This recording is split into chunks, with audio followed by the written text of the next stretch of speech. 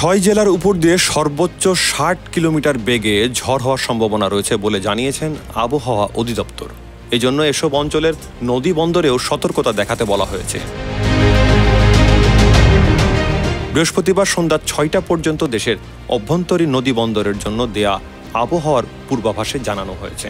এতে বলা হয়েছে, খুলনা, বরিশাল, নোয়াখালী, কুমিল্লা, চট্টগ্রাম এবং কক্সবাজার অঞ্চলের উপর দিয়ে দক্ষিণ পূর্ব দিক থেকে ঘন্টায় 45 থেকে 60 কিলোমিটার বেগে বৃষ্টি ও বজ্রবৃষ্টি সহ অস্থায়ীভাবে দমকা ও ঝোড়ো হাওয়া বয়ে যেতে পারে।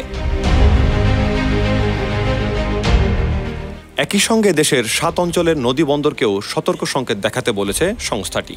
ফলে উত্তর বঙ্গোপসাগরে অবস্থানরত মাছ ধরার নৌকা ও ট্রলারগুলোকে পরবর্তী নির্দেশ না দেওয়া পর্যন্ত উপকূলের কাছাকাছি থেকে সাবধানে চলাচল করতে বলা হয়েছে।